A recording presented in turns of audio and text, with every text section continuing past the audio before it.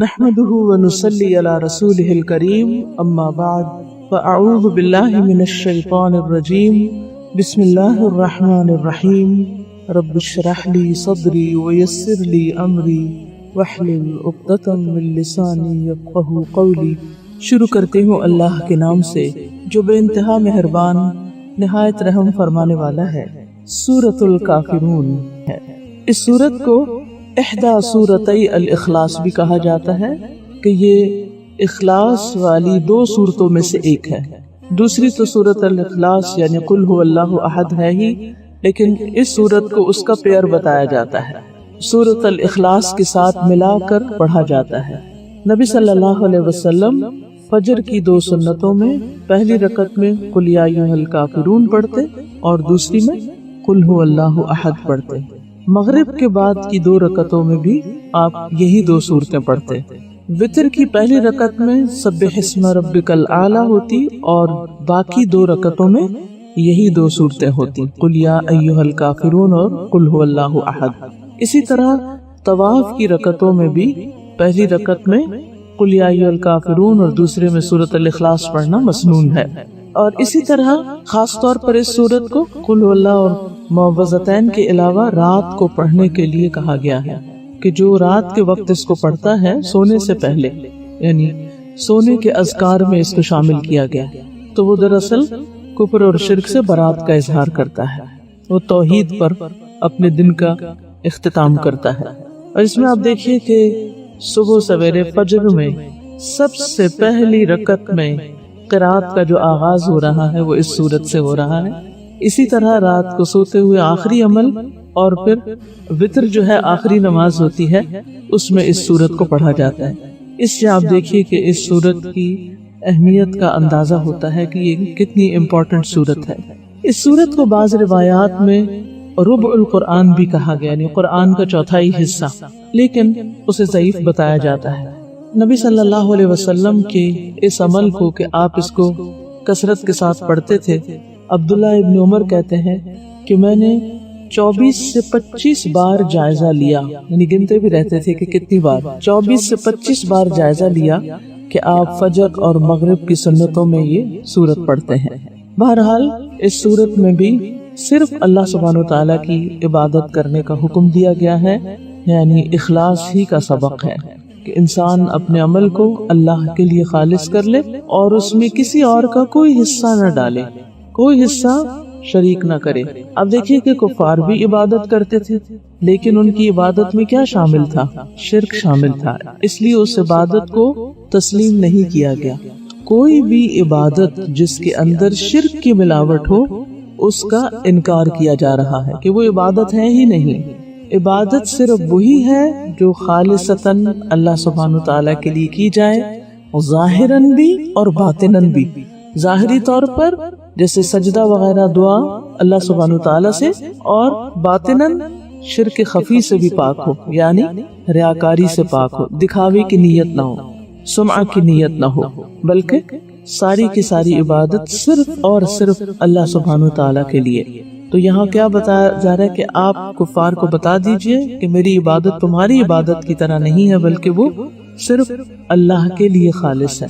اس سبق کو ہمیں دن میں کئی بار پڑھنے کے لیے کہا گیا ہے، کئی بار اس کی یاد دہانی کرائی گئی ہے کہ ہم جو کچھ بھی کریں صرف اللہ کے لیے کریں۔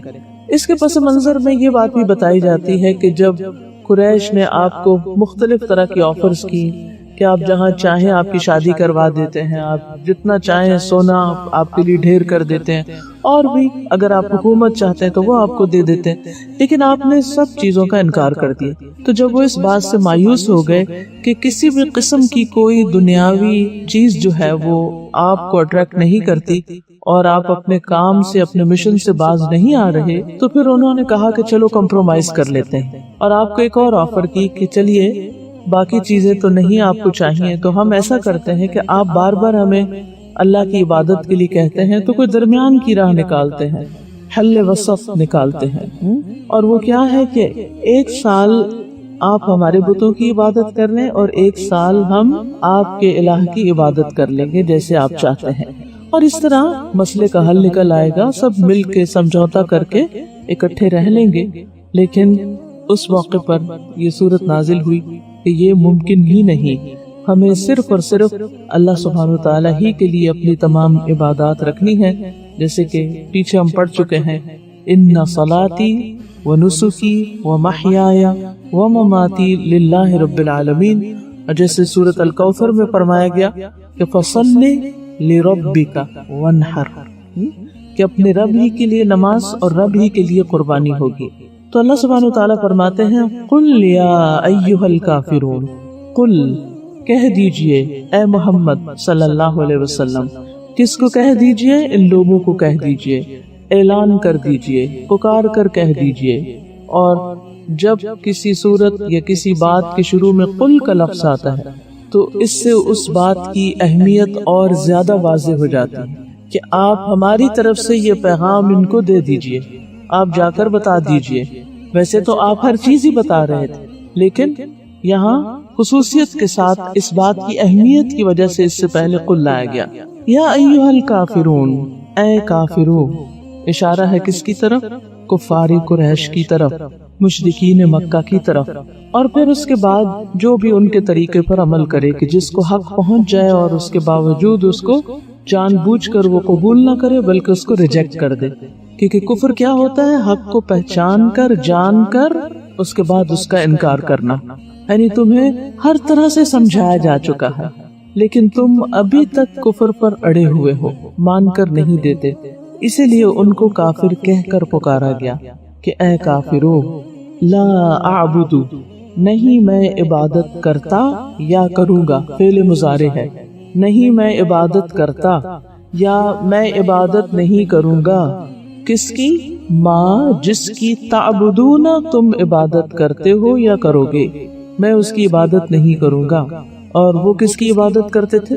اصنام کی، اوثان کی، انداد کی، اور پھر اس کے علاوہ بھی دنیا میں اور لوگ جتنے بھی ہیں اللہ کے سوا باقی جن جن چیزوں کی عبادت کرتے ہیں وہ سب بھی پھر اس میں شامل ہو جاتے ہیں کہ ایک مسلمان کو ان میں سے کسی کی بھی عبادت نہیں کرنی۔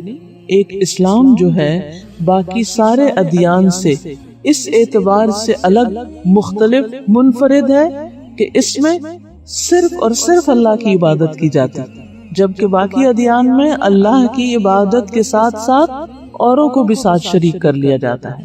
تو ہمیں کیا کہنا ہے؟ لا اعبد ما تعبدون، میری عبادت کا طریقہ وہ نہیں جو تمہارا ہے، میری عبادت خالصتاً اللہ سبحانہ تعالیٰ کے لیے ہے، ایک اکیلے اسی کے لیے۔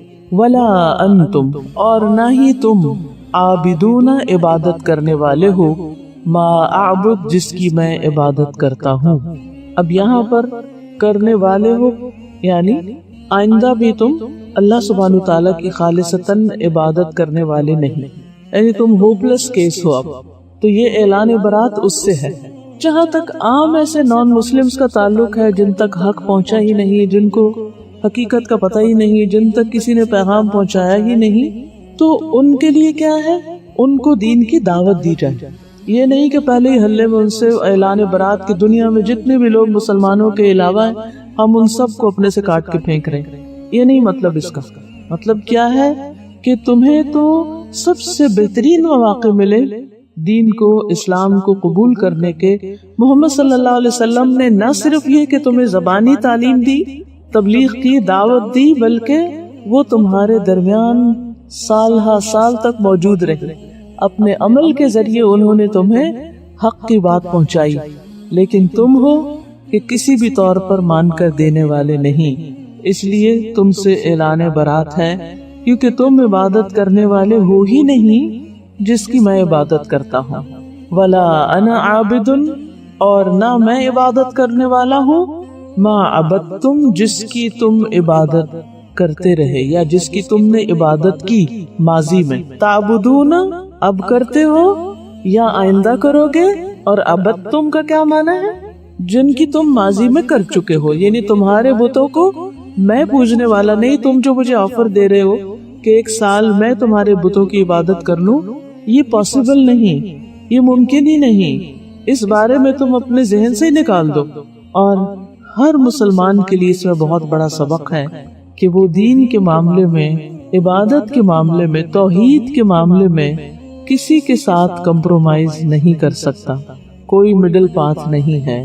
توحید الگ ہے، شرک الگ ہے، یہ دونوں ایک جگہ اکٹھے نہیں ہو سکتے، جیسے آگ اور پانی اکٹھے نہیں ہو سکتے، تو کفر اور اسلام بھی ایک جگہ جمع نہیں ہو سکتے۔ آج کے دور میں آپ دیکھیں کہ بہت سے لوگ وحدت الادیان کی بات کرتے ہیں۔ وحدت الادیان کا کیا مطلب ہے؟ کہ سارے دین ایک ہی ہیں اور سارے ہی اچھے ہیں، اور اس میں سے انسان جو چاہے چن لے۔ تو بات یہ ہے کہ دین اسلام کی تعلیم یا دین اسلام کی بنیاد توحید پر ہے، اور یہی توحید اسلام کو باقی سب سے الگ کر دیتی۔ اس کے علاوہ کفر جتنا ہے اس کے بارے میں کیا فرمائیں گے؟ الکفر ملت واحدہ، وہ سب ایک ملت ہے، وہ کمپرومائز کر سکتے ہیں کیونکہ ہر ایک نے اپنے اپنے الہ بنائے ہوئے، ان کے درمیان کامن گراؤنڈز ہو سکتی ہیں، لیکن مسلمانوں اور غیر مسلموں کے درمیان کامن گراؤنڈز نہیں ہو سکتی، کیونکہ مسلمان صرف ایک اللہ کی عبادت کرتے ہیں۔ وَلَا أَنْتُمْ عَابِدُونَ مَا أَعْبُدُ، اور نہ تم عبادت کرنے والے ہو جس کی میں عبادت کرتا ہوں، یعنی آئندہ بھی تم نہیں کرو گے جس کی میں کروں گا، یعنی تم سے توقع نہیں ہے۔ تو آپ کو یہ حکم دیا گیا کہ بہت کلیئرلی، ریپیٹڈلی، تاکید کے ساتھ، تکرار لفظی کے ساتھ ان کو بصراحت بتا دیجئے کہ یہ کمپرومائز نہیں ہو سکتا، کوئی گیو اینڈ ٹیک توحید کے معاملے میں نہیں ہو سکتا، حق اور باطل ایک جگہ اکٹھے نہیں ہو سکتے، اللہ سبحانہ و تعالیٰ کے ساتھ کسی اور کو شریک نہیں کیا جا سکتا عبادت میں۔ تو اس سے یہ پتہ چلتا ہے کہ اس صورت میں ماضی، حال، مستقبل، ہر زمانے، ہر دور، ہر جگہ پر اللہ سبحانہ وتعالیٰ کے علاوہ کسی اور کی عبادت سے منع کیا گیا ہے، اور مومن ہوگا ہی وہی، نجات ہے ہی اس کی کہ جو شرک سے اظہار برات کر دے۔ قرآن مجید میں سورۃ الزمر میں آتا ہے قُلْ أَفَغَيْرَ اللَّهِ تَأْمُرُونِّي أَعْبُدُ أَيُّهَا الْجَاهِلُونَ، اے جاہلو کیا تم چاہتے ہو کہ میں اللہ کے سوا کسی اور کی عبادت کروں؟ آپ انہیں بتا دیجئے کہ یہ نہیں ہو سکتا، کیونکہ وہ کیا چاہتے تھے؟ وَدُّوا لَوْ تُدْهِنُ فَيُدْهِنُونَ، کہ تم کمزور پڑو تو وہ بھی آرام کریں، ان کو بھی تھوڑا سکون ملے، کیونکہ وہ مخالفت کر کر کے اور لڑ لڑ کے بھی تھک چکے تھے۔ تو بہرحال لَكُمْ دِينُكُمْ وَلِيَ دِينِ، تمہارے لیے تمہارا دین، ولی دین، اور میرے لیے میرا دین۔ میرا دین توحید ہے اور تمہارا دین شرک ہے، لہذا تمہارے دین کا اقرار نہیں کیا جا سکتا۔ اور اس کا یہ مطلب نہیں کہ تمہارے لیے تمہارا دین تو تم جس دین پر ہو وہ ٹھیک ہے، یہ معنی نہیں ہے اس کا، یعنی تمہاری اپنی راہ ہے اور میری اپنی راہ ہے، جیسے سورۃ یونس میں کہا گیا آیت 41 میں وَإِن كَذَّبُوكَ فَقُلْ لِي عَمَلِي وَلَكُمْ عَمَلُكُمْ، پھر اگر وہ آپ کو جھٹلائیں تو انہیں بتا دیجیے کہ میرے لیے میرا عمل ہے اور میرا کام ہے، اور تمہارے لیے تمہارا عمل ہے۔ أَنْتُمْ بَرِيئُونَ مِمَّا أَعْمَلُ وَأَنَا بَرِيءٌ مِمَّا تَعْمَلُونَ، تم اس سے بری ہو جو میں کرتا ہوں، یعنی تم سے نہیں پوچھا جائے گا کہ میں نے کیا کیا، وَأَنَا بَرِيءٌ مِمَّا تَعْمَلُونَ، اور میں اس سے برات کا اظہار کرتا ہوں جو تم عمل کر رہے ہو، تمہارے عمل کے اوپر میں گواہ نہیں ہوں، اس کا میں اقرار نہیں کرتا۔ لکم دینکم کا یہ مطلب نہیں کہ میں تمہارے دین کو اپروو کر رہا ہوں، مطلب یہ ہے کہ تمہارا دین تمہارے لیے، جیسے پیچھے بھی ہم نے پڑھا کہ دین کا ایک اور معنی بھی ہوتا ہے، اور وہ کیا ہوتا ہے؟ جزا سزا، یعنی تم جو کر رہے ہو اس کا بدلہ تمہیں ملے گا، اور جو میں کر رہا ہوں اس کا بدلہ مجھے ملنے والا ہے۔ لیکن یہاں دین ہی کے معنوں میں ہے، اول معنی زیادہ بہتر ہے، اور مراد اس سے یہ ہے کہ لنا اعمالنا ولکم اعمالکم، ہمارے لیے ہمارے کام اور تمہارے لیے تمہارے کام، یعنی تم مجھے اس بات پر مجبور نہ کرو، نہ مجھے اس بات کے لیے کہو کہ میں تمہارے دین پر آ جاؤں، تمہارے طریقے اختیار کر لوں کسی بھی طرح، کسی بھی مفاد کے لیے، کیونکہ قیامت تک اندھیرا اور روشنی، شرک اور توحید الگ الگ ہیں، اکٹھے نہیں ہو سکتے۔ انسان کے سینے میں ایک ہی دل ہے، کیونکہ عبادت کا تعلق دل سے ہے نا۔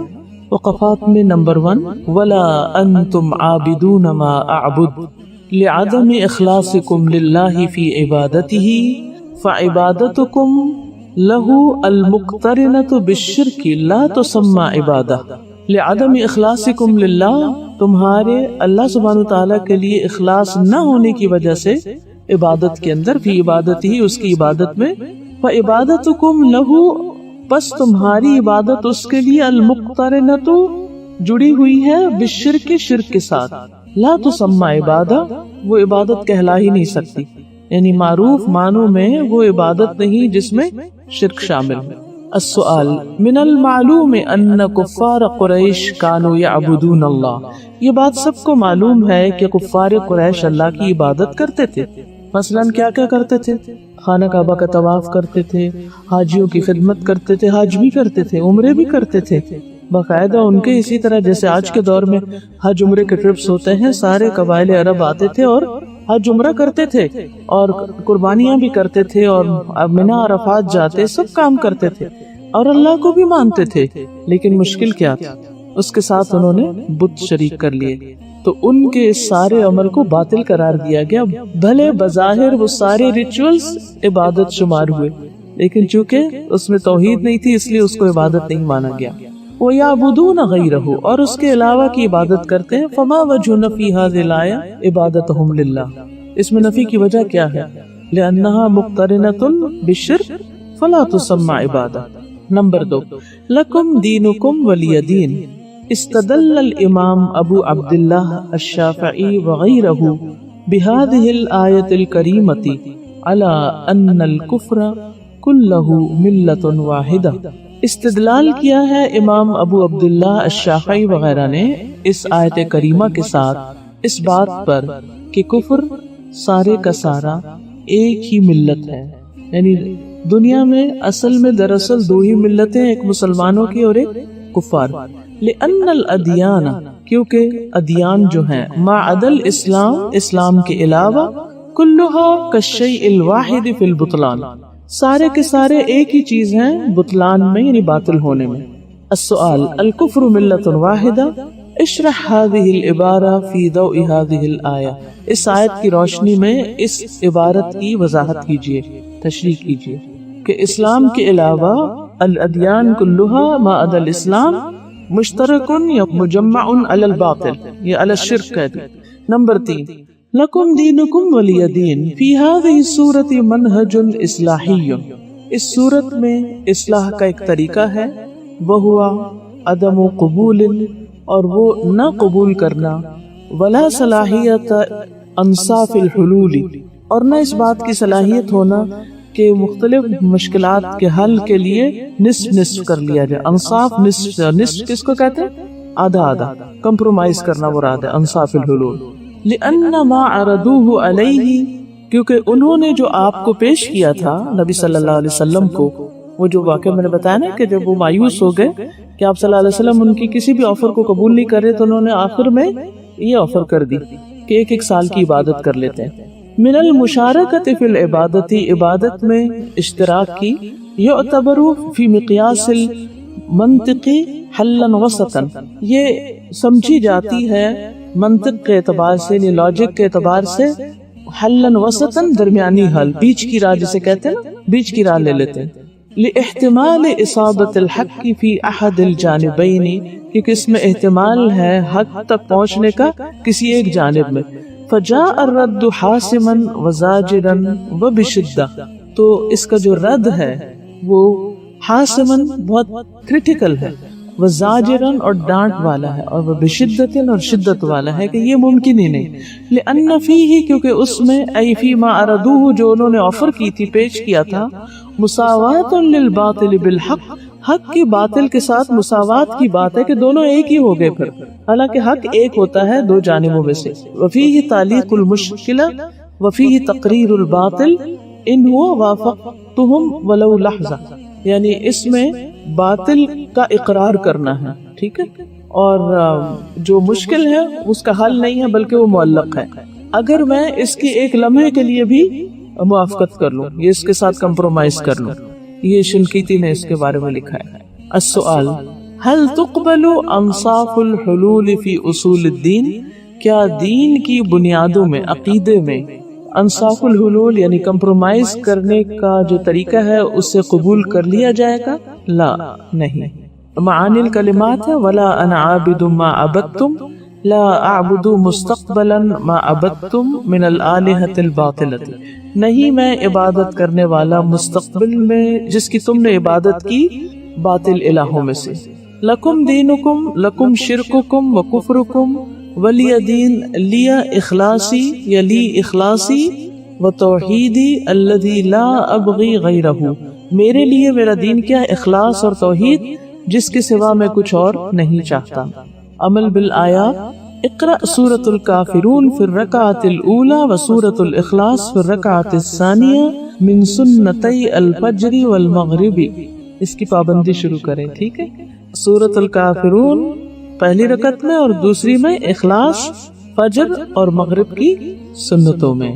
پہلی رکعت میں کافرون اور دوسری میں اخلاص. التوجیحات. خطورت تمیع مبادئ الدین و تقدیم التنازلات، یعنی دین کے جو اصول ہیں یا مبادی ہیں ان میں کمپرومائز کا خطرہ، و تقدیم التنازلات اور ان سے وڈرا کرنا. تنازل ہوتا ہے وڈرا کرنا. لکم دینکم ولی دین. السلام علیکم استاذہ، اس میں پہلے تعبدون آ رہا ہے نا فعل مضارع، اس کے بعد عابدون صفت آ رہی ہے نا، تو اس کی اگر تھوڑی سی آپ اس کی سر بلاغی بتا دیں. جو صفت ہوتی ہے نا عام طور پر فعل سے مختلف ہوتی، یعنی یہ ان کی مستقل عادت بن چکی ہے، یعنی انہوں نے آئندہ بھی یہ نہیں کرنا. السلام علیکم. میرا ایک سوال ہے. ایکچولی ریسنٹلی ایک گروپ ڈسکشن میں یہ بات چل رہی تھی کہ جو غیر مسلم ہے لائک اہل کتاب خاص طور پہ، کہ قیامت کے دن ان کو بھی ان کے اعمال کی بنیاد پہ جنت میں بھیجا جا سکتا ہے. تو مجھے سمجھ نہیں آئی کہ میں اس چیز کا ایک مہذب طریقے سے کیا جواب دے سکتی ہوں، لیکن میرے خیال کے مطابق ایسا پاسبل نہیں ہے. ان کا جو بھی حصہ ہے وہ اس دنیا میں رکھ دیا گیا ہے کہ ان کی جو بھی اچھے کام ہے ان کا بدلہ ان کے لیے اسی دنیا میں رکھ دیا گیا. بالکل صحیح ہے، لیکن اس کا کوئی جیسے مدلل جواب میرے ذہن میں نہیں آ رہا. سورۃ البینہ پڑھی، اس میں بہت کلیئرلی بتا دیا گیا ان الذین کفروا من اہل الکتاب والمشرکین فی نار جہنم خالدین فیہا. بہت کلیئر آیت ہے. ہو سکتا ہے کوئی اس کے بارے میں بہت بائسڈ ہو کہ آپ کا دین تو بہت سخت ہے اور لوگوں کو آپ جہنم کی بس بشارتیں دیتے ہیں. تو ہمیشہ کانٹیکٹ سمجھنا چاہیے کہ جب اسلام کی دعوت آ گئی اور انہوں نے حق کو پہچان لیا، جان لیا، اتنا کہ اپنے بیٹوں سے بھی زیادہ، جیسے قرآن کہتا ہے کہ کوئی اپنے بچے کو بھی اتنا نہیں پہچانتا جتنا وہ محمد صلی اللہ علیہ وسلم کو پہچانتے تھے. اس کے بعد جب وہ نہیں مانے تو ان کو دھمکی دی جا رہی ہے کہ دیکھو انجام بہت سخت ہے، اب بھی باز آ جاؤ. تو جب کوئی انسان اتنا کلیئر میسج سنتا ہے تو اس کے بعد تھوڑی دیر تو اس کا دل دہلنا چاہیے، اس کو اپنی سوچوں اور طریقوں پر دوبارہ نظر ثانی کرنی چاہیے. یہ بھی انڈائریکٹلی ان کے فائدے میں، ان کی ہمدردی میں ہی بات کی جا رہی ہے کہ اگر تم نے اپنے غلط طریقے نہیں چھوڑے تو بہت بڑا نقصان ہونے والا تمہارا.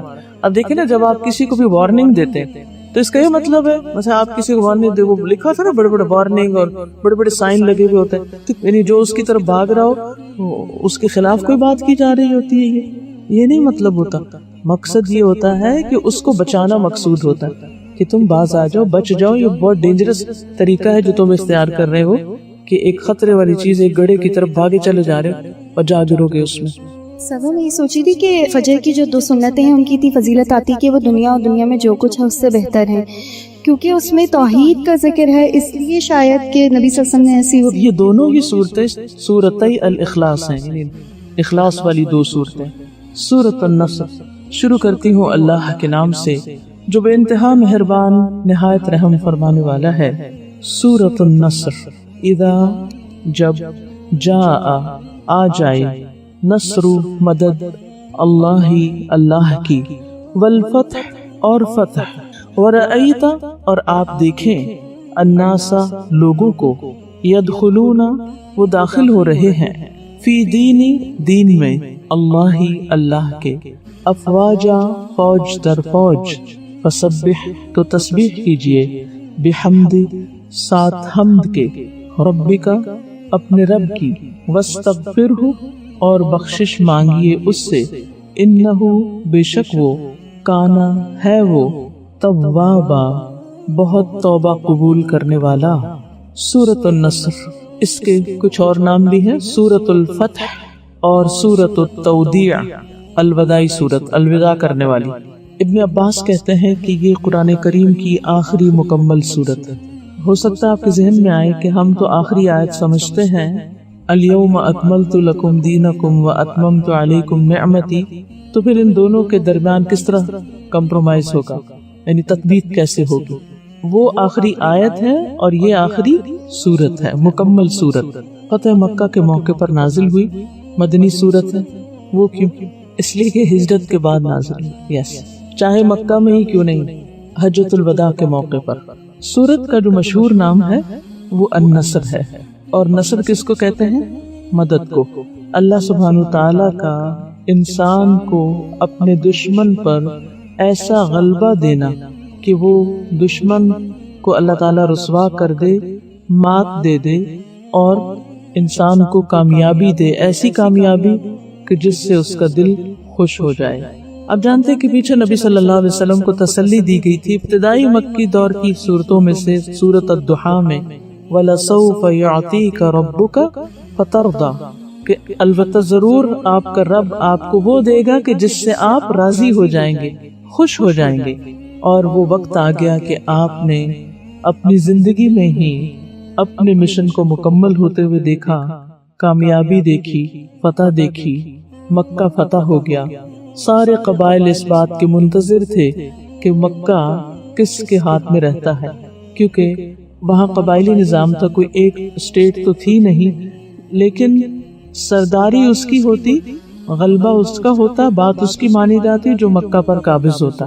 تو ابھی تک تو سب کفار قریش مکہ پر غالب تھے، لیکن فتح مکہ کے بعد اب سب کو پتہ چل گیا کہ مسلمان کامیاب ہو چکے ہیں۔ اس لیے فتح مکہ 8 ہجری میں ہوا، 9 ہجری اور پھر 10 ہجری میں مختلف اطراف سے نبی صلی اللہ علیہ وسلم کی خدمت میں بہت سے وفد آئے، بہت سے ڈیلیگیشنز آئے، اور انہوں نے آ کر اسلام قبول کیا۔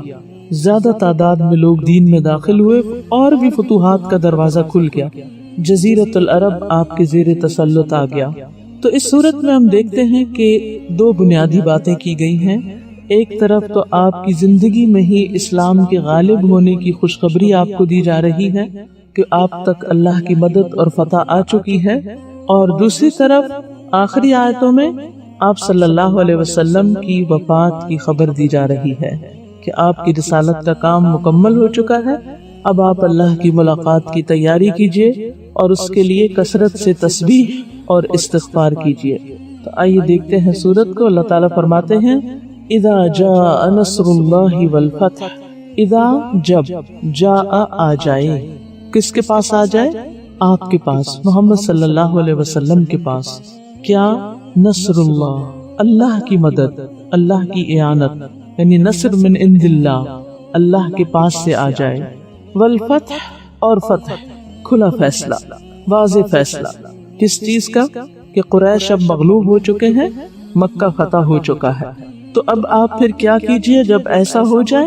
وَرَأَيْتَ النَّاسَ، اور آپ خود دیکھ لیں، رأیت، اب یہ رؤیت بصری ہے، آپ اپنی آنکھوں سے دیکھ رہے ہیں۔ کیا؟ الناس، لوگوں کو، یدخلون، کہ وہ داخل ہو رہے ہیں، فی دین اللہ، اللہ کے دین میں۔ کیا نام ہے اس کا؟ اسلام، یعنی اسلام میں داخل ہو رہے ہیں۔ افواجا، فوج در فوج، یعنی قبیلوں پہ قبیلے، کوئی طائف سے آ رہا ہے، کوئی یمن سے آ رہا ہے، کوئی حوازن سے آ رہا ہے۔ یہ سب فتح مکہ کے بعد آیا، خصوصاً اس سورت کے اترنے کے بعد۔ آپ صلی اللہ علیہ وسلم نے، ایک روایت میں آتا ہے کہ تمہارے پاس یمنی آئے ہیں، اور پھر حکمت یمنی ہے اور فقہ یمنی ہے، یعنی دین کی جو سمجھ ہے وہ بھی یمنیوں کو حاصل ہوگی، اور اس کے ساتھ ساتھ حکمت بھی ان کو اللہ نصیب کرے گا۔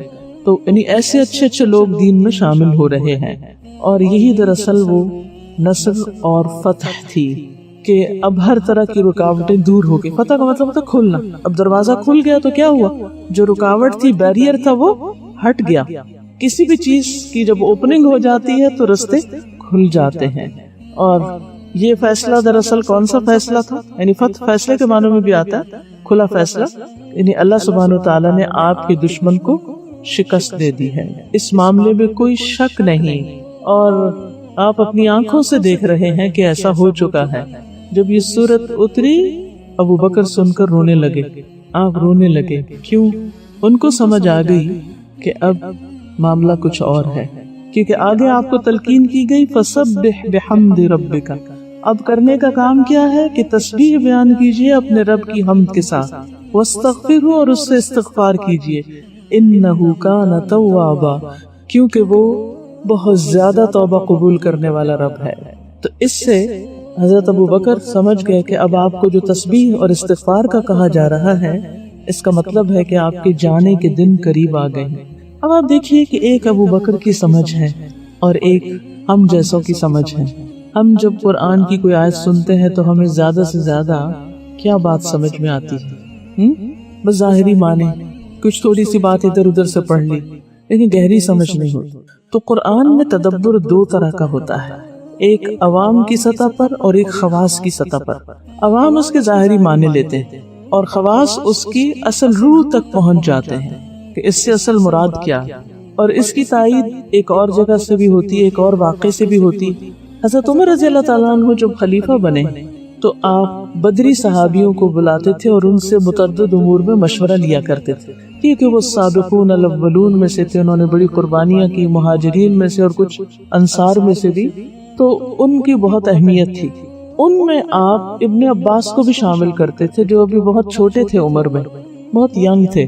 تو جو بڑے بڑے صحابہ تھے ان کو تھوڑا سا اعتراض ہوتا کہ ہم بڑے بزرگ بیٹھے ہیں تو یہ بچے کو کیوں شریک کیا جاتا ہے. وہ کبھی کبھی ایسا ہو جاتا ہے نا کہ انسان کچھ لوگوں کی موجودگی میں کمفرٹیبل نہیں ہوتا، اور اگر وہ چھوٹے جو ہیں بڑوں سے زیادہ اچھی کوئی رائے دے دے تو اور بھی انکمفرٹیبل ہو جاتا ہے. یہ انسان کی نفسیات ہے، کمزوری ہے انسان کی. خلق الانسان ضعیفا، کچھ کمزوریوں پہ انسان قابو نہیں پا سکتا باوجود کوششوں کے.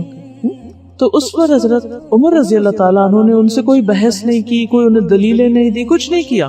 انہوں نے ایک موقع پر ان سب کو بلایا اور حضرت ابن عباس کو بھی، اور ان کو پردے کے پیچھے بٹھا دیا اور ان کے سامنے ایک سوال رکھا. وہ سوال کیا تھا کہ یہ جو سورت ہے، سورت النصر، اس کے نازل ہونے کا مقصد کیا ہے، اس میں کس چیز کا حکم دیا جا رہا ہے. تو انہوں نے کہا کہ اس میں تسبیح کرنے کا، اللہ کی حمد بیان کرنے کا حکم ہے. یعنی عمل کی بات کیا ہے، اس میں کرنے کا کام کیا ہے کہ حمد و ثنا کی جائے، استغفار کیا جائے. اس پر آپ نے ابن عباس کو بلا لیا اور کہا تمہاری کیا رائے، اور انہیں پہلے سے کچھ نہیں کہا تھا، اسپونٹینیسلی ان کو بلا کے پوچھا کہ تم کیا کہتے. تو وہ کہنے لگے کہ اس میں رسول اللہ صلی اللہ علیہ وسلم کی وفات کی خبر دی جا رہی ہے کہ آپ کا مشن مکمل ہو چکا ہے، آپ کی جو ذمہ داری ہے وہ پوری ہو چکی ہے، اب آپ تسبیح اور استغفار کے ذریعے اللہ سے ملاقات کی تیاری کریں. تو انہوں نے کہا کہ میری بھی یہی رائے، اور اس صورت میں اصل بات بھی یہی ہے. تو ابن عباس کو نبی صلی اللہ علیہ وسلم نے خاص طور پر دعا دی تھی. آپ نے ان کے سینے پہ ہاتھ مارا تھا اور فرمایا تھا اللہم فقہہ فی الدین وعلمہ التأویل، کہ اللہ ان کو دین کی سمجھ دے اور ان کو تعویل یعنی قرآن کی تفسیر کا علم عطا کرے. تو وہ مفسر قرآن تھے اور انہوں نے قرآن میں گہرا غور و خوض کیا، اور آج تک الحمدللہ قرآن کی تفسیر میں ان کے بہت شارٹ، جامع، مختصر، ٹو دا پوائنٹ اقوال ملتے ہیں. اور جب ان کا قول آ جاتا ہے کہ ابن عباس نے اس کے بارے میں یہ کہا تو بات ختم ہو جاتی ہے کہ بس وہی لے لی جائے، وہی اصل تفسیر ہے کسی آیت کی. تو اگرچہ وہ عمر میں چھوٹے تھے لیکن ان کی سمجھ بہت تھی. کچھ لوگ اللہ سبحانہ و تعالیٰ کی طرف سے گفٹڈ بھی ہوتے ہیں، لیکن اصل گفٹڈ وہی ہوتا ہے کہ جس کو حافظ علم، مواقع کے ساتھ ساتھ توفیق بھی نصیب، جسے برکت بھی نصیب ہو جس کے وقت میں. تمنا تو بہت لوگ کرتے ہیں لیکن سب کو نصیب کیوں نہیں ہوتا؟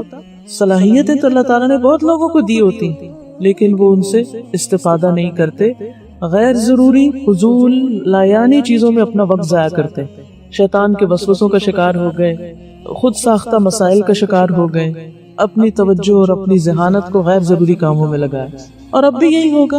پڑھا تو آپ سب نے ہے لیکن ہر ایک کا آگے قرآن سے تعلق، اس کا سیکھنا اور سکھانا اور اس کی خدمت کا لیول مختلف ہوگا.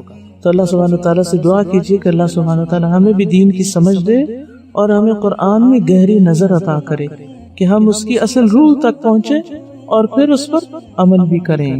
اب اس میں آپ دیکھیے کہ آپ کو ایک طرح سے شکر ادا کرنے کے لیے کہا جا رہا ہے کہ اللہ نے آپ پر نعمت تمام کر دی ہے.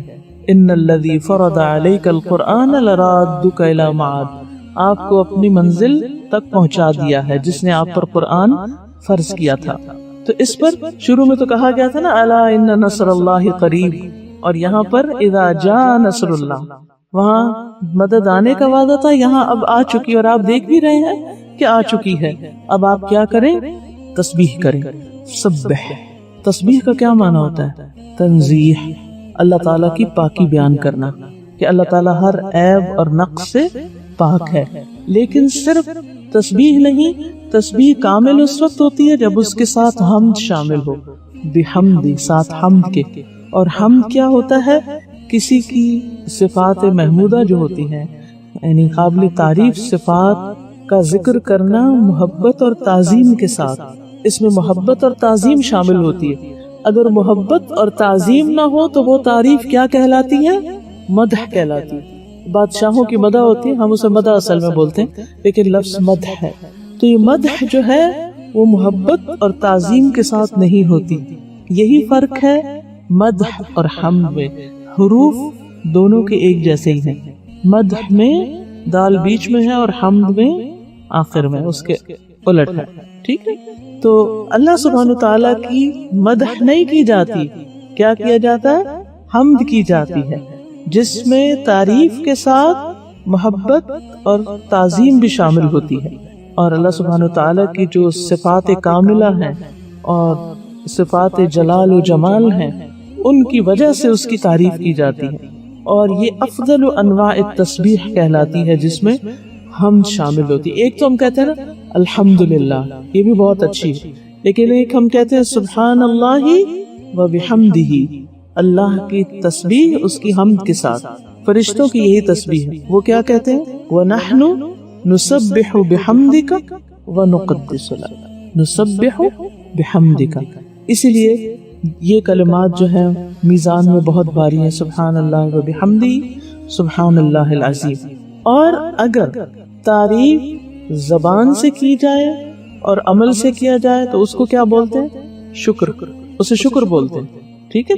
یعنی شکر کب ہوتا ہے؟ جب ہم عمل سے بھی اس تعریف کو ظاہر کرتے ہیں کہ واقعی ہم اللہ تعالیٰ کو بہت کچھ مانتے ہیں، اس کی اطاعت کرتے ہیں، اس کی فرما برداری کرتے ہیں. اور حمد جو ہوتی ہے یہ زبان کے ساتھ ہوتی ہے. حمد کس سے ہوتی ہے؟ زبان سے. اور شکر کس سے ہوتا ہے؟ عمل سے.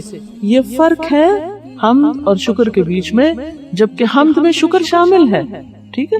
بحمد ربک، اپنے رب کی، جس نے تمہیں سب کچھ عطا کیا، تمہارا رب، تمہارا اپنا. تو یہ جب ربکا ہوتا ہے نا تو اس سے ایک عجب سی خوشی ہوتی ہے انسان کو. واستغفرہ، اور اس سے استغفار کیجئے، یعنی اس سے اپنے گناہوں کی معافی مانگیے کہ اللہ تعالیٰ ان سے تجاوز کرے اور کمی کوتاہی کو ڈھانپ دے. انہ کان توابا، بے شک وہ بہت زیادہ توبہ قبول کرنے والا ہے. تو روایات میں آتا ہے کہ اس سورت کے نزول کے بعد آپ کثرت سے یہ پڑھا کرتے تھے سبحان اللہ و بحمدہ استغفر اللہ و اتوب الیہ.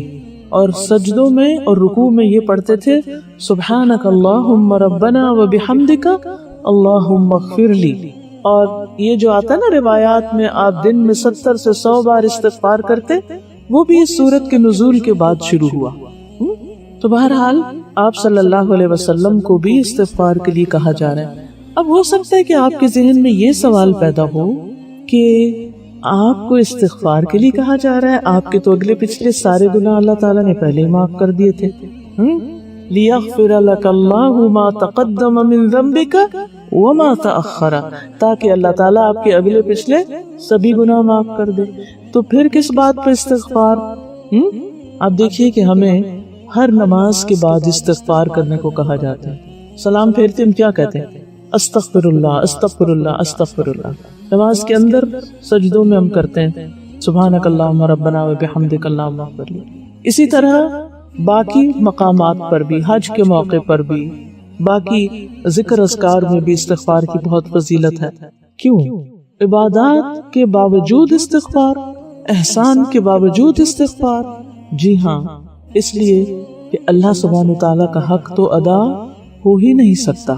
مثلا آپ نماز پڑھتے ہیں، کیا آپ پوری نماز میں پوری طرح اللہ سبحانہ تعالیٰ کی طرف متوجہ رہتے یا کوئی کمی بیشی ہو جاتی؟ صرف کسی ایک میں ہوتی ہے نماز میں، دن کی 5 نمازوں میں، ہفتے کی ساری نمازوں میں، ساری زندگی کی نمازوں میں کیا ہوتا ہے؟ آپ کوئی ایک نماز اپنی بتائیے مجھے کہ میں اس نماز پر 100% شور ہوں کہ یہ تو میری ضرور قبول ہوئی ہوگی۔ ہم تو عبادت کا حق ادا ہی نہیں کر سکتے۔ ما عبدناک حق عبادتک، اللہ ہم نے آپ کی عبادت کا حق ادا ہی نہیں کیا۔ صرف ہم نہیں کہتے، وہ فرشتے جو عرش اٹھائے ہوئے ہیں وہ یہ دعا کرتے ہیں کہ ما عبدناک حق عبادتک سبحانک ما احلمک، آپ کتنے حلم والے ہیں، ہم تو آپ کی عبادت کا حق ادا ہی نہیں کر سکتے۔ ما اکرمک، تو کون یہ کہہ سکتا ہے؟ پھر آپ دیکھیے داؤد علیہ السلام کو اللہ سبحانہ وتعالیٰ کیا فرماتے ہیں؟ اعملوا آل داود شکرا، اے آل داود شکر کے طریقے پر عمل کرو۔ تو پیغمبر ہونے کے باوجود اللہ کے بندے بھی ہوتے ہیں، انسان بھی ہوتے ہیں، اور اگرچہ ان کی عبادت اور ان کا مقام اور ان کا درجہ سب سے بڑا ہوتا ہے تمام انسانوں سے، لیکن جیسے ایک حدیث میں آتا ہے نا کہ اگر کوئی شخص اپنی زندگی کے اول سے آخر تک سجدے میں پڑا رہے تو بھی وہ اللہ تعالیٰ کا حق ادا نہیں کر سکتا۔ تو یہاں استغفار کس معنی میں ہے کہ حق تو یہ کہ حق ادا نہ ہوا۔ انہ کان توابا، وہ بڑا مہربان ہے، بے پناہ رحم کرنے والا ہے، بار بار توبہ قبول کرنے والا ہے، اسے پتہ ہے کہ بندوں کی کمزوریاں کیا ہیں، وہ ہمارے حال سے واقف ہے، اسی لیے اس نے عبادات کے ساتھ ساتھ ہمیں استغفار کا بھی حکم دیا ہے۔ تسبیح کی ویسے فضیلت کیا ہے؟ نبی صلی اللہ علیہ وسلم کو تو حکم دیا ہی گیا ہے، تو ہمارے لیے کیا حکم ہے کہ جب بھی ہم کوئی کام مکمل کر لیں تو کیا کریں؟ اللہ کی حمد و ثنا بیان کریں، اس کی تسبیح کریں اور ساتھ استغفار کریں کہ یا اللہ جو بھی ہم نے کمی کوتاہی کی ہے اپنے اس پڑھنے یا پڑھانے میں، اللہ اس کو معاف کر، ہم نے حق ادا نہیں کیا۔ اب جن لوگوں کی تکمیل ہو رہی ہے وہ کیا سمجھتے ہیں کہ انہوں نے سال بھر قرآن کو دے کر قرآن کا حق ادا کر دیا؟ نہیں، تو پھر کیا کرنا چاہیے؟ جو کمی کوتاہی رہ گئی کہ جو ہوا تیری رحمت سے ہوا، اور جو نہیں ہو سکا اس پر ہم معافی کے خواستگار ہیں۔ اور یہ جو تسبیح ہے سبحان اللہ و بحمدہ، یہ افضل کلام ہے جو اللہ نے اپنے فرشتوں اور بندوں کے لیے چنا۔ ایک حدیث کے مطابق نبی صلی اللہ علیہ وسلم نے فرمایا جو آدمی صبح و شام 100 بار سبحان اللہ و بحمدہ پڑھتا ہے، قیامت کے دن کوئی اس سے زیادہ افضل عمل نہیں لا سکتا سوائے اس کے جس نے اس کے برابر اس سے زیادہ پڑھا ہو۔ ہم صبح تو عام طور پہ پڑھ لیتے ہیں، شام کو پڑھنا بھول جاتے ہیں، تو شام کو پڑھنے کی بھی عادت ڈالیے۔ آپ صلی اللہ علیہ وسلم نے یہ بھی فرمایا کہ جو رات سے خوف کھائے کہ وہ اسے پریشان کرے گی، نیند نہیں آئے گی، طرح طرح کے وسوسے اور خیالات آئیں گے، چوروں کا ڈر ہے یا کچھ اور، یا مال کے ساتھ بخل کرے کہ وہ خرچ ہو جائے گا، یا دشمن کے سامنے بزدلی کرے کہ وہ اسے قتل کر دے گا، تو اسے چاہیے کہ وہ اس قول کی کثرت کر دے سبحان اللہ و بحمدہ، کیونکہ یہ اللہ کے نزدیک سونے کا پہاڑ اللہ عز و جل کے راستے میں خرچ کرنے سے زیادہ محبوب ہے، زیادہ پسندیدہ ہے۔ تو ان کلمات کی کثرت ہونی چاہیے، اور اللہ تعالیٰ کی رحمت پانے کا ذریعہ ہے، یعنی یہ تسبیحات کا پڑھنا، خصوصاً انگلیوں کے پوروں پر پڑھنا۔ اور ویسے بھی جیسے زبانی آپ پڑھ رہے ہیں نا، مثلاً یعنی کوئی گن نہیں رہے تو ساتھ کیا کریں، پڑھتے پڑھتے یعنی اپنی انگلیاں ٹچ کرنا شروع کر دیں، ٹھیک ہے، یہ عادت بنا لیں۔ جیسے ہم نیچرلی جیسے کھانا پکا رہے ہیں، کچھ کام کر رہے ہیں، کچھ تو ہم ذکر کر رہے ہوتے ہیں نا، لیکن ہم گن نہیں رہے ہوتے اس ذکر کو، تو اس وقت بھی کیا کریں، انگلیوں کی یہ پور کہلاتے ہیں نا، یہ پور، ان پہ پڑھا کریں، کیونکہ حدیث میں آتا ہے فَإِنَّهُنَّ مَسْئُولَاتٌ مُسْتَنْتَقَاتٌ وَلَا تَغْفُلْنَ فَتَنْسَيْنَ الرَّحْمَةَ، فرمایا کہ قیامت کے دن ان سے سوال کیا جائے گا، یہ بولیں گی، یہ جگہ بولیں گی، اور ویسے بھی جو انگوٹھا ہے خاص طور پر یہ ہماری آئیڈینٹی، تو یہ بولے گا ہم نے کیا کیا۔ تو جب ہم پڑھتے ہوئے اس کے اوپر گننا شروع کر دیں گے، ان کو ساتھ شریک کر لیں گے، تو کیا ہوگا، یہ گواہی دیں گے، اور تم غافل نہ ہونا کیونکہ اس سے تم اسباب رحمت گنوا دو گی، یہ آپ نے ایک صحابیہ سے کہا تھا۔ اور پھر یہ جنت میں درخت لگانے کا ذریعہ بھی، اپنے بچوں کو خاص طور پر اس کی عادت ڈالیں، کیونکہ بڑے ہو کے عادتیں پکی کرنا بڑا مشکل ہو جاتا ہے، تو بچپن سے ہی عادات اچھی ہونی چاہیے۔ اور یہ ذکر دراصل کس لیے کرنا ہے، شکر کی ادائیگی کے لیے، ٹھیک ہے نا، کس کے لیے، شکر کی ادائیگی کے لیے۔ اور شکر کی ادائیگی بھی اصل میں تو اللہ کی توفیق سے ہی ہوتی ہے. عربی کا ایک شعر ہے، ان کان بشکری نعمت اللہ نعمت، اگر میرا شکر ادا کرنا بھی اللہ کی نعمتوں میں سے ایک نعمت ہے، علیہ مجھ پر، لہو فی مثلہا یجب الشکر، تو پھر اس پر بھی شکر ادا کرنا چاہیے، یعنی پھر کبھی شکر ختم ہونا ہی نہیں چاہیے. فکیف بلوغ الشکر الا بفضلہ، شکر کا حق ادا کیسے کر سکتے ہیں، شکر تک پہنچ ہی کیسے سکتے ہیں مگر اللہ کے فضل سے. وَإِن طالت الایام واتصل العمر، خواہ دن لمبے ہو جائے اور عمر ختم ہو جائے لیکن شکر ختم نہیں ہونا چاہیے. شکر ہی ہے. اس میں خطاب تو نبی صلی اللہ علیہ وسلم سے ہے، لیکن ہم سب کو بھی اپنے اس کورس کی تکمیل پر شکر ادا کرنا چاہیے اور خوش ہونا چاہیے اور اللہ سبحانہ تعالیٰ ہی کی حمد و ثنا کرنی چاہیے، سب تعریف اسی کی. وقفات تدبریہ دیکھ لیتے ہیں. اذا جاء نصر اللہ والفتح ورأیت الناس يدخلون فی دین اللہ افواجا، اشارۃ لأن یستمر النصر لہذا الدین، اشارہ اس بات کی طرف کہ اس دین کے لیے مدد جاری رہے گی. ویزداد عند حصول التسبیح بحمد اللہ واستغفارہ من رسولہ، اور زیادہ ہو جائے گی کیا نصر، کب؟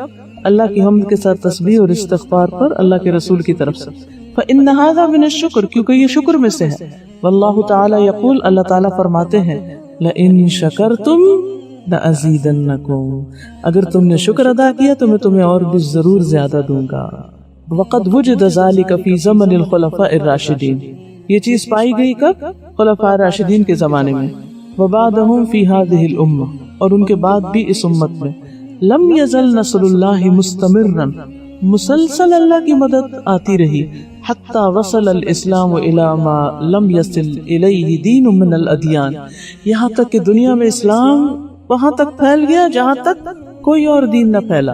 ودخل فیہ ما لم یدخل فی غیرہ، اور اس میں وہ داخل ہوا جو اس کے علاوہ کسی چیز میں نہیں.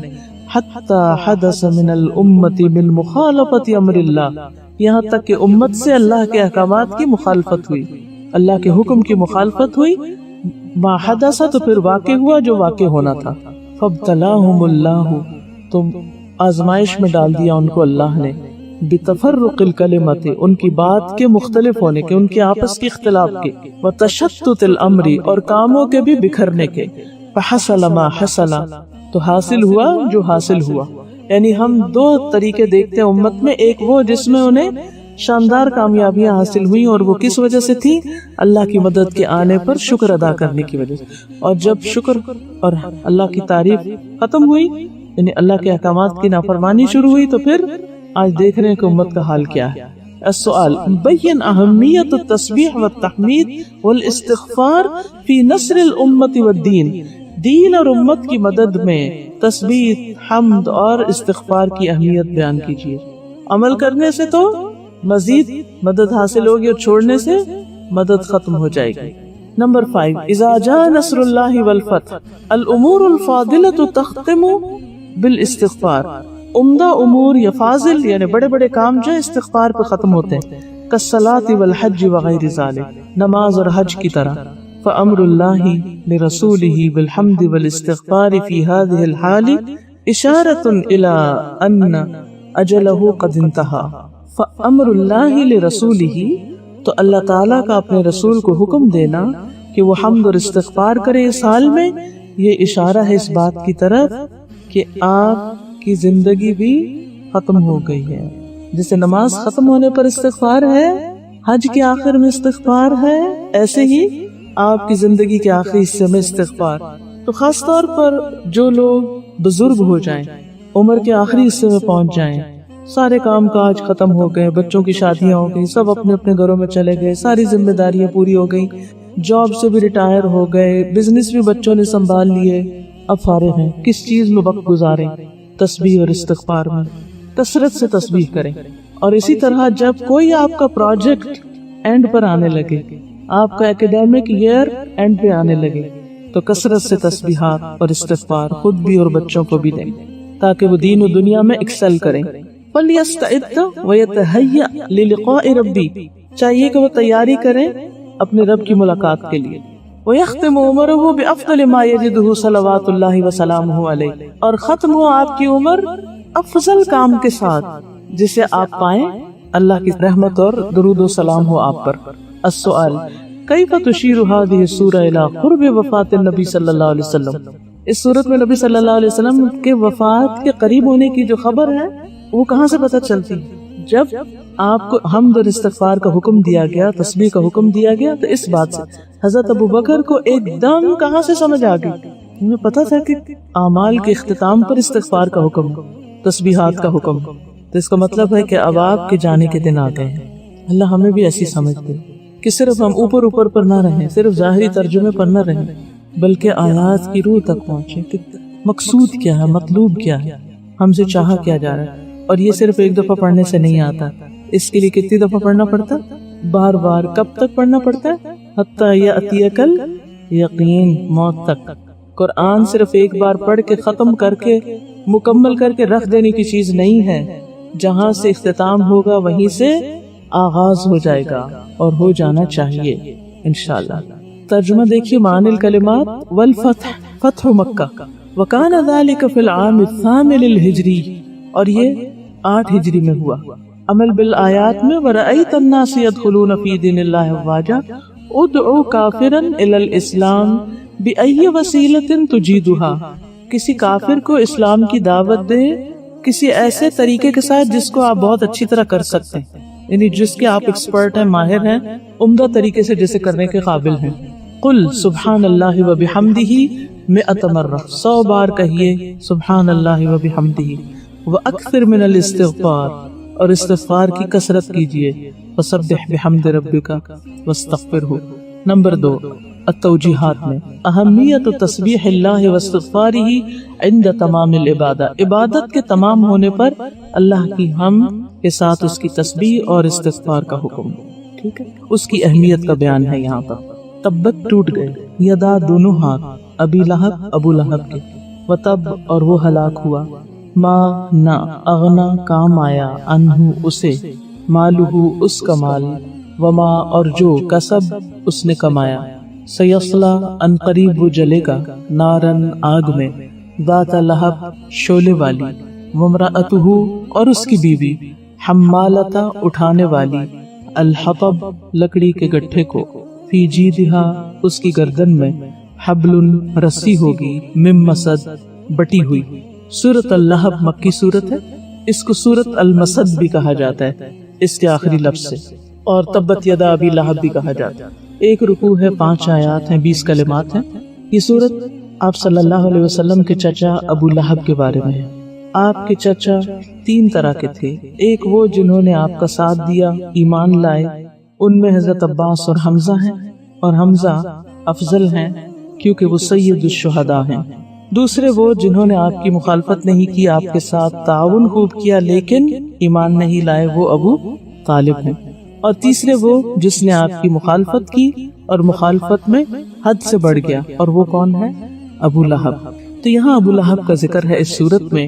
ابو لہب کا نام عبد العزیٰ تھا، آپ صلی اللہ علیہ وسلم سے شدید نفرت اور عداوت رکھتا تھا، بہت مالدار تھا، مکہ والوں میں تقریباً سب سے زیادہ مال دولت رکھتا تھا، شکل و صورت بھی اچھی تھی، سرخ رنگ کا تھا، یوں لگتا تھا جیسے چہرے سے شعلے پھوٹ رہے ہیں، اسی لیے اس کا نام جو تھا، یہ کنیت جو تھی، ابو لہب تھی۔ نام تو عبد العزیٰ تھا لیکن یہ مشہور کس سے تھا؟ اپنی کنیت سے۔ نہ صرف یہ کہ یہ ایمان نہیں لایا بلکہ اس نے آپ صلی اللہ علیہ وسلم کی ہر طرح سے مخالفت کی، یہاں تک کہ رشتہ داری کا بھی پاس نہیں رکھا، جو کہ عربوں کا ایک خاص طریقہ تھا۔ ایک خاص واقعے کا ذکر کیا جاتا ہے سورت کے نزول کے پس منظر میں، اور واقعہ یہ ہے کہ نبی صلی اللہ علیہ وسلم کو جب یہ حکم دیا گیا کہ وَأَنذِرْ عَشِيرَتَكَ الْأَقْرَبِينَ، اور فَاصْدَعْ مَا تُؤْمَرْ، کہ اب آپ سر عام دعوت دیجئے، تو آپ صلی اللہ علیہ وسلم مکہ کی ایک پہاڑی پر، بطحا کی طرف ایک پہاڑی پر چڑھے، بعض کہتے ہیں کوہ صفا تھا، بہرحال، اور آپ نے عربوں کے عام طریقے کے مطابق کہا یا صباحا، اور یہ اس وقت کہا جاتا تھا جب کوئی اہم معاملہ پیش آتا تو کوئی شخص پہاڑ پہ چڑھ کے ساری قوم کو پکارتا تھا، یعنی مدد لینے کے لیے جملہ بولا جاتا، تو ہر طرف سے لوگ بھاگتے دوڑتے آ گئے۔ بخاری اور مسلم کی روایت میں آتا ہے کہ آپ صلی اللہ علیہ وسلم نے فرمایا کہ دیکھو لوگو، اگر میں تمہیں یہ کہوں کہ دشمن تم پر اس پہاڑی کے پیچھے سے صبح یا شام حملہ کرنے والا ہے تو کیا تم میری بات مانو گے؟ تو ان سب نے کیا کہا تھا؟ یہ واقعہ آپ سیرہ میں پڑھ چکے ہیں. کیا کہا تھا کہ آپ صادق اور امین ہیں، ہم آپ کی بات ضرور مانیں کہ آپ سچ کہنے والے. اس موقع پر آپ نے فرمایا فَإِنِّي نَذِيرٌ لَكُمْ بَيْنَ يَدَيْ عَذَابٍ شَدِيدٍ، سخت عذاب کے آنے سے پہلے میں تمہیں کھلم کھلا ڈرا رہا ہوں، خبردار کر رہا ہوں.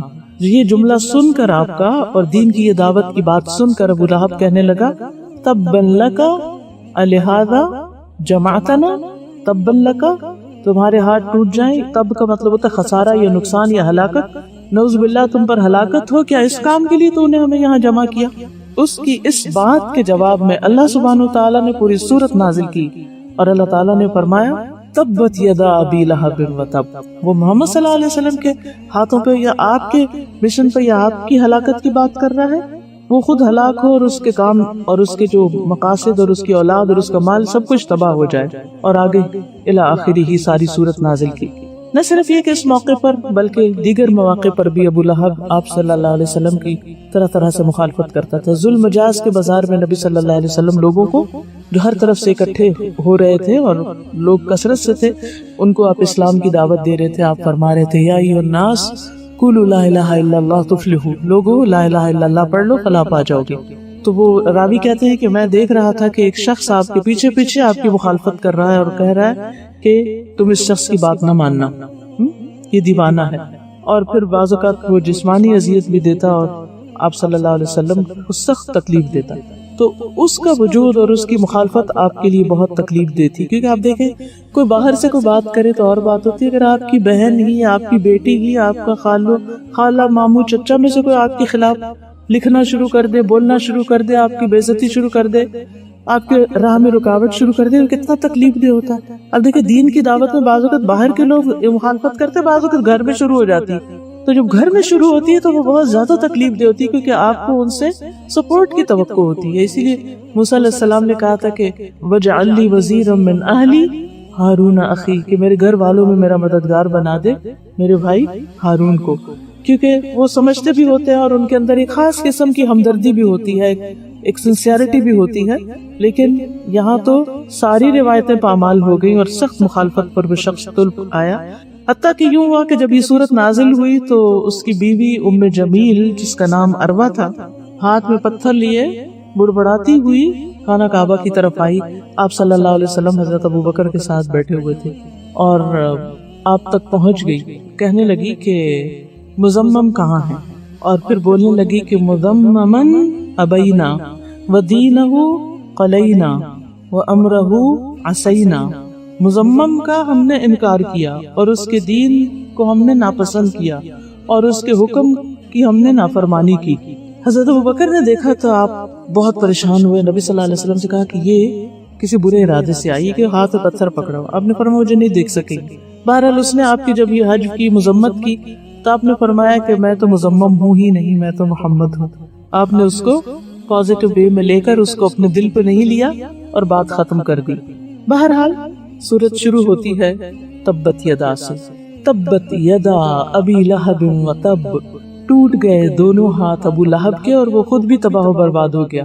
سورت النصر کے بعد یہ سورت کیوں رکھی گئی؟ ایک طرف آپ کے مشن کی تکمیل، فتح، مدد کی بات کی گئی اور دوسری طرف آپ کے دشمنوں کی ذلت اور رسوائی اور ان کے مشن کی ناکامی کی بات ہے.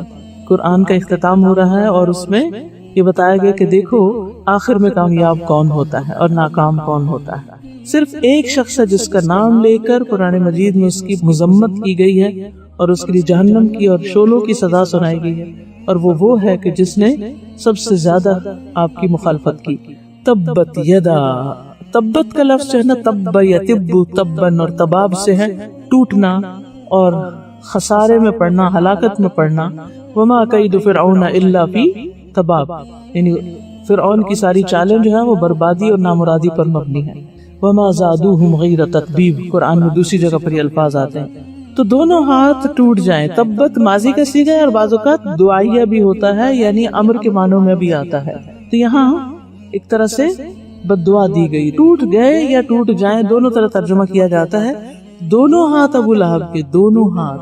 ہاتھ کی بات اس لیے کی گئی کہ انسان اکثر کام ہاتھوں سے ہی کرتا ہے. ذالک بما قدمت یداک. پھر اسی طرح انسان جب کسی کو گالی دیتا ہے تو ہاتھوں سے اشارہ کرتا ہے، تانے دیتا ہے، اس طرح کر کے لڑائی جھگڑا کرتا ہے. اور پھر یہ ہے کہ اس نے کہا جاتا ہے کہ اپنے ہاتھوں کے اشاروں سے کہا تھا کہ میں اول تو جہنم میں نہیں جاؤں گا، اگر گیا بھی یا میرا حساب ہوا بھی تو اپنے بیٹوں کو فدیے میں دے کے خود چھوٹ جاؤں گا. کہا تبت یدا ابی لہب، تو دونوں ہاتھ اس کے ٹوٹ گئے. دونوں کیوں؟ یدا سے مراد مال اور اولاد دونوں بھی لیے جاتے ہیں، یعنی ہاتھوں کے معنوں میں بھی کیونکہ وہ کام کرتے ہیں اور کوششوں کی علامت ہوتے ہیں، کوشش کی علامت ہاتھ ہوتا ہے. اور دوسری طرف دوسرا معنی کیا؟ مال اور اولاد. نہ مال کام آیا اور نہ اولاد کام آئی. اب ہوا کیا تھا؟ جب وہ مر گیا تو مال تو ساتھ نہیں گیا، اور اولاد کا تو حال یہ تھا کہ جب وہ فوت ہو گیا، کہتے ہیں کہ اس کو جنگ بدر کے بعد ایک بیماری ہوئی تھی عدسہ نام کی، جو طاعون کی بیماری سے ملتی جلتی ہے اور اس میں بھی گلٹی ہوتی ہے. تو بہرحال چیچک ہوتی ہے، اس طرح کی بیماریاں. مر گیا، اتنا بدبودار تھا اس کا جسم کہ کوئی قریب نہیں جاتا. 3 دن تک اس کی لاش پڑی رہی، گلنے سڑنے لگی اور کوئی پاس نہیں پٹکتا تھا. بہرحال بعض روایتوں میں آتا ہے کہ اس کے بچوں نے کچھ حبشیوں کو کچھ پیسے دے کر اس کو پھکوایا گڑھے میں، گڑھا کھدوا کے، اور قریب کوئی نہیں پھر بھی پٹکا. دور سے لکڑیوں کے ذریعے اس کو دھکیل کر اس گڑھے میں پھینک دیا گیا. تو اب بچے بھی پاس نہیں آئے اور مال بھی کام نہ آیا.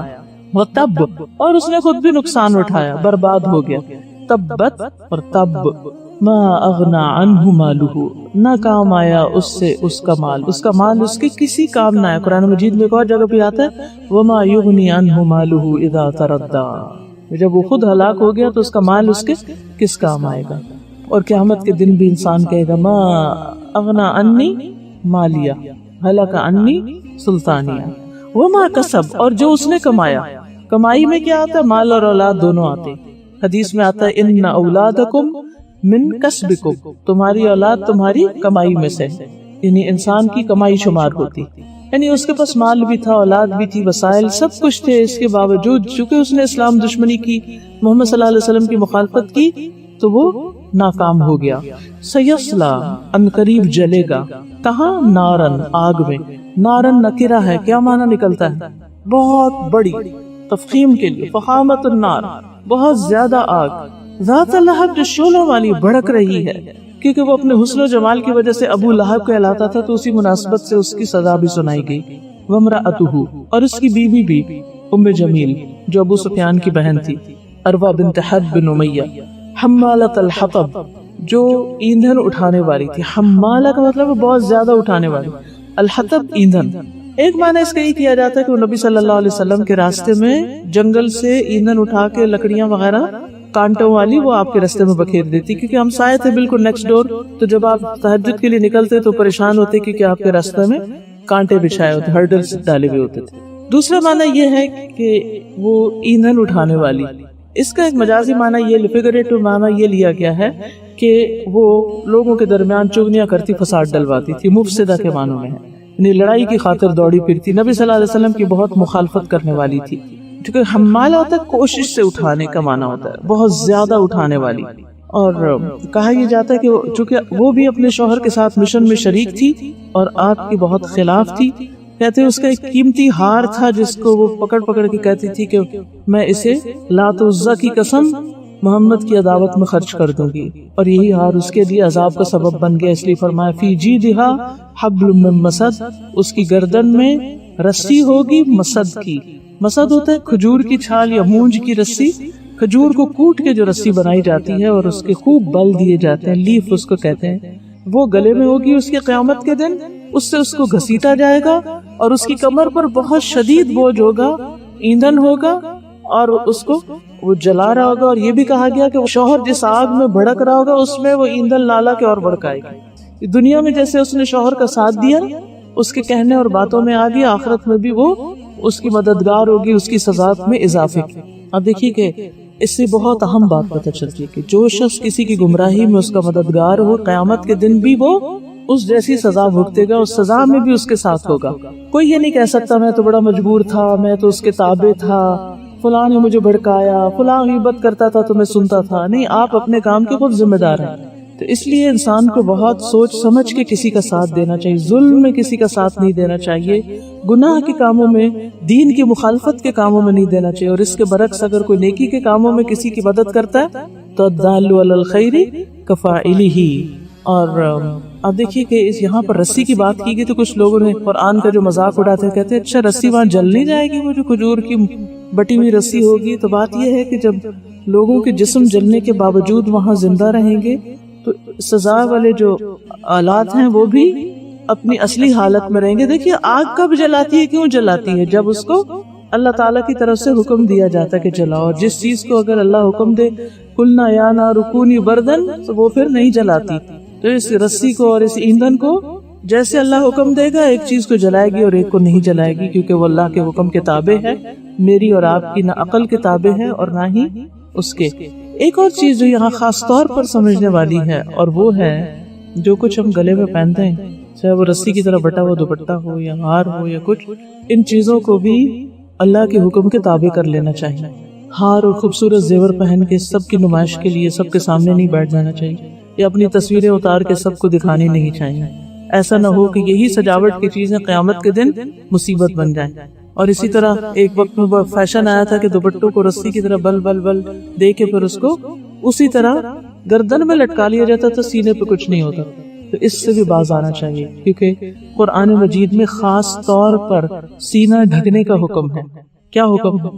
پڑھیے آیت کو، وَلْيَضْرِبْنَ بِخُمُرِهِنَّ عَلَى جُيُوبِهِنَّ، یعنی چاہیے کہ اپنے خمار اپنے سینے پہ ڈالیں۔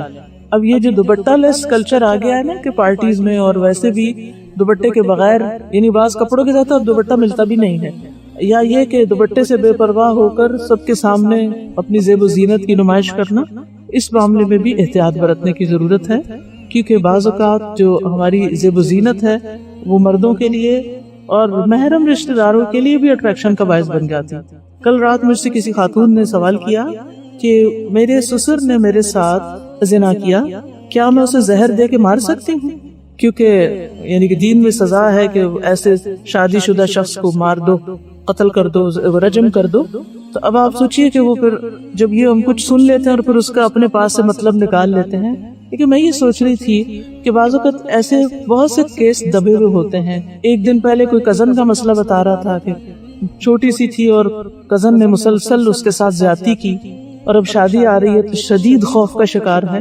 ایسے بے پناہ یعنی کوئی دن نہیں شاید جاتا جب اس قسم کو کوئی قصہ کہانی نہ سننے کو ملے۔ لوگ مسائل میں ڈسکس کرتے ہیں، اب آپ کو تو نہیں پتا کون ہے ABCD، لیکن یہ معاشرے کے مسائل بہرحال ہیں۔ اب اس میں آپ دیکھیے کہ جہاں مرد حضرات زیادتی کرنے والے ہیں اور ظلم کرنے والے ہیں عورتوں پر، وہاں عورت کو کس طرح رہنا چاہیے؟ اپنے محرم رشتے، اگر بھائی ہے، بیٹا ہے، شوہر کے علاوہ گھر میں دیور ہے، سسر ہے، تو یہ نہ کہیں کہ سسر تو محرم رشتے دار ہیں اس لیے اس کے سامنے میں جیسے چاہوں پھر لوں۔ آپ ہو سکتا ہے اس کے لیے بھی فتنے کا باعث بنے۔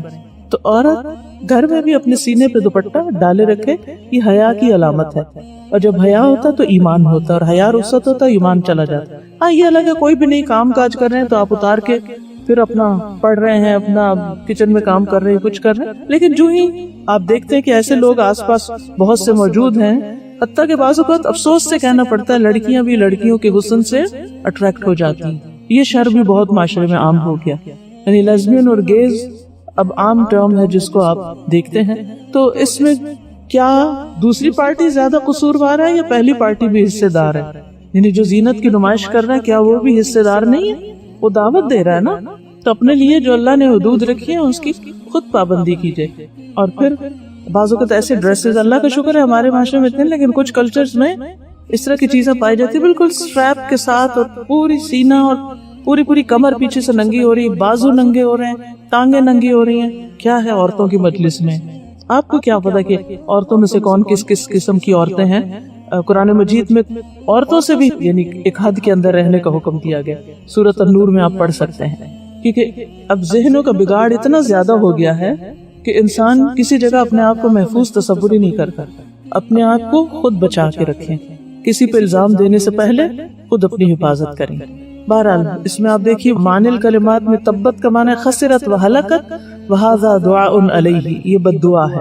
خسرت و ہلاکت، خسارے اور ہلاکت کی بات اس میں، جیدہا عنقہا، اور پھر آپ دیکھیے اس دور میں ایک عورت مال اور اپنا پسندیدہ زیور بیچ کے دین کی مخالفت میں شریک ہونا چاہتی. تو آج کی عورت کا کیا کام ہے, کیا کرنا چاہیے اس کو؟ دین کی حمایت میں اپنے جان مال اولاد سب کو لگانا چاہیے.